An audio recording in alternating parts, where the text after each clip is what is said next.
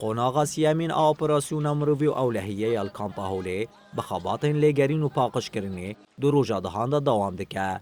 Yek ji boyarên balkêş ên ku di operasyonê de pêk hatine, rizgarkirina jina Êzdiyê bi navê Kovan Îdo Xorto bû.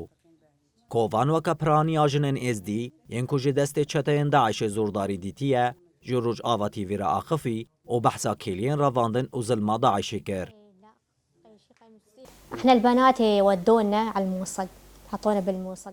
دما کو داعشی ام رواندن ام با آلی موصلی و برن و نهروجان ام لورمان بشر ام هر کومک لجهه کی بلاف کرن از او چند کچکانه برن تلعفره و لور یکی داعشی هات و از برم بشتره از فروتم یکی دن جارا دویانج آلی والی بغدادی لفلو جای دستریجی لسر من هات کرن من چقاس هول دا از ری لپیشیاوی بگرم لیمن نکاری وقتلني هو قتله يعني قوية.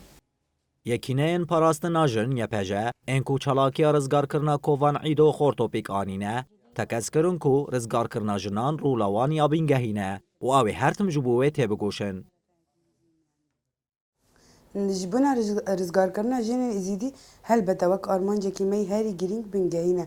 Rizgarkirina her jinekî êzîdî tolgirtina ji Daişê ye ji bo me wek sozekî me ye wek ji bo hêzên YPG sozekî me ye rizgarkirina jinên êzîdî û her demê em ji bo vê xebatê ket bidin hewldan bidin kî em bikanibin jinên êzîdî em rizgar bikin ji destên mesela hovîtî, zilim, lêdanên ku tê dîtin mesela.